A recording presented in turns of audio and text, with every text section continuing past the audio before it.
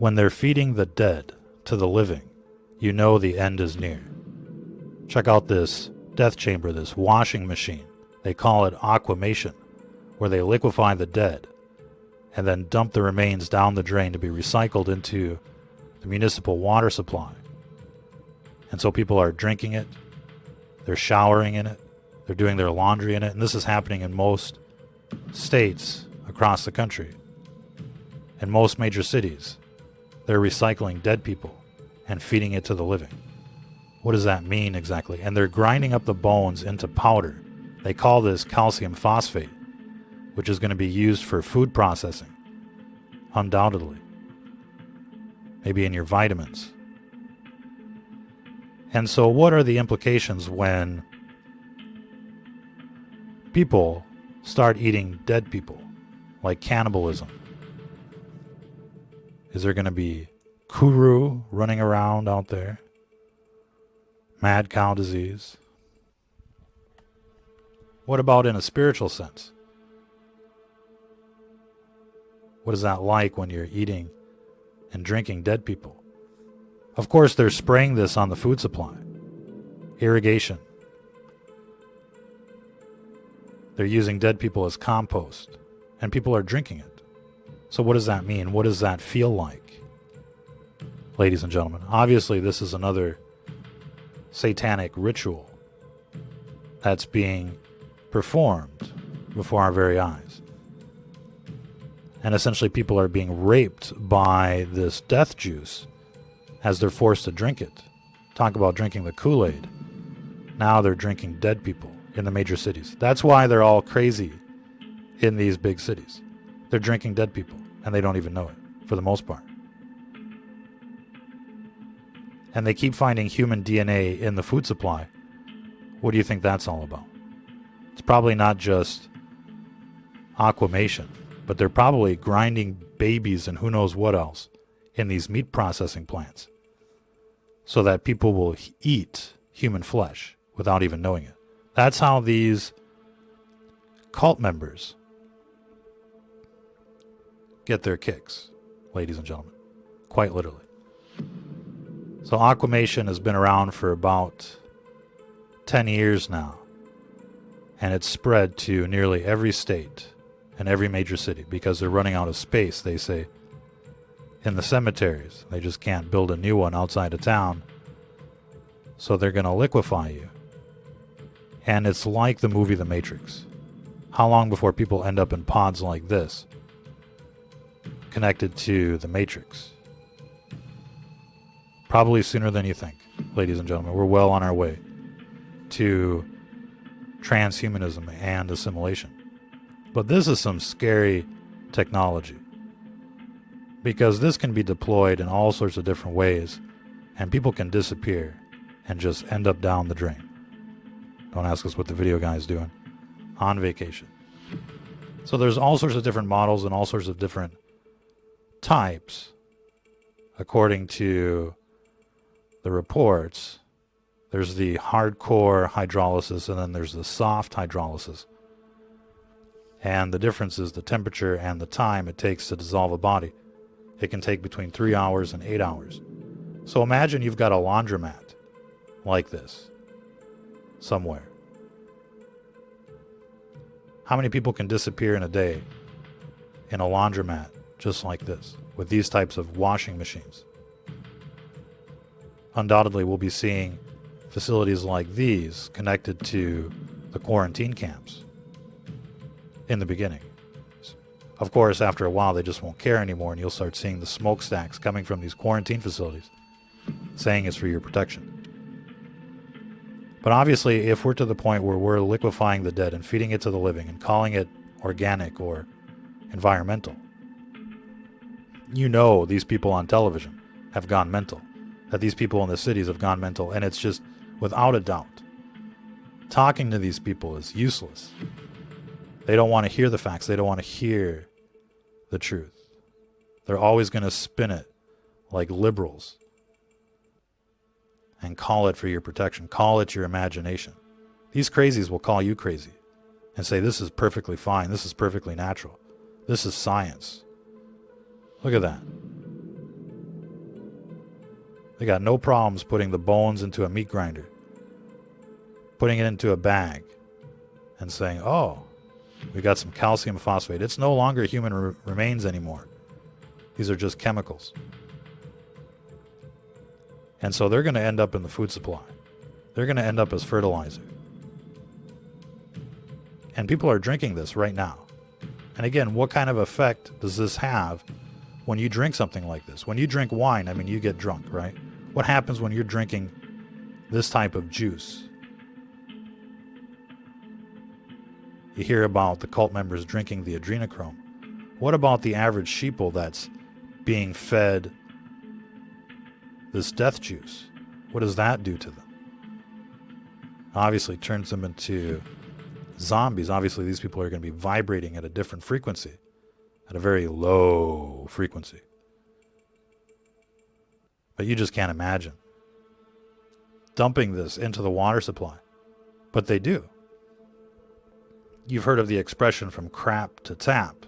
Pardon that expression, but that's what they're doing. They've been feeding people you know what, literally, not just on the television, but literally, they're feeding people crap.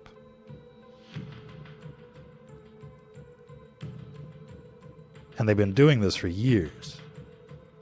And now they're feeding the city dwellers dead people. But it tastes, it tastes just like tap water. You ever wonder why your tap water comes out cloudy and then it dissipates, turns clear? That's all the chemicals doing their magic. It's kind of like disappearing ink in a sense. They can just add chemicals to water, to dark water, and make it look transparent.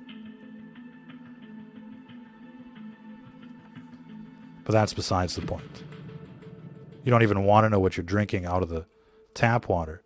And of course, they're using all of the groundwater for fracking and other things. So people's wells are drying up. Your only choice is to drink the tap water for the most part. And most of the bottled water is just tap water out there. Most of the stuff that you find at the grocery store or the gas station, it's no better than this. It's probably even worse. And this is why we talk about it all the time. They're poisoning the water. Not just with fluoride, not just with frack juice, not just with PFAS, which is perfluorinated chemicals, forever chemicals. You're not just getting pharmaceuticals and other things in the water supply, but now you're getting an infusion of dead people. Think about that. And so what people are drinking, it's horrible. And of course, the ultimate side effect from all of this is cancer and other neurodegenerative diseases like Alzheimer's and the like. But they're never going to link it to the source. They're just going to say, oh, well, looks like you got the cancer. Here comes the chemo. Here comes the radiation, right? Because that's big business. And so when a system is this corrupt, when they're poisoning everybody through every means possible, the food, the water, the air, the education, the television, the programming, when they're spraying you with bioweapons and trying to inject you with their Franken jab, you know these people are out to get you, surrounding you with death towers. I mean, it's like a Stephen King movie out there. And it's only going to get worse, ladies and gentlemen. That's why people really have to take back control of what's going on here. Because this is not acceptable. Feeding this to children, this death juice to children, is not acceptable. Feeding it to our neighbors is not acceptable unless they're libtards, of course. Just kidding. Maybe. But it's sad. It's sad that people have been turned into walking, talking zombies. A literal echo chamber for the mainstream media. That's all they can do is repeat what's on television. It's so sad. It's such a sad world that we live in right now, especially in these cities.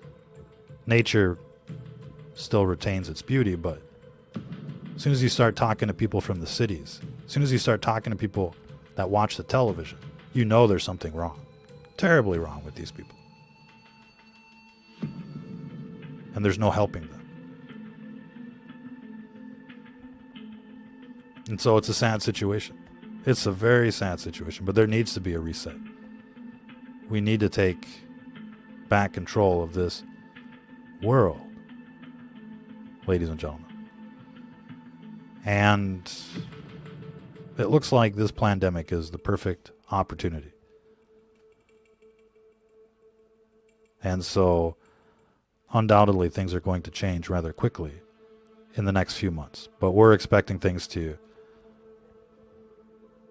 get crazy during this next winter into the next spring.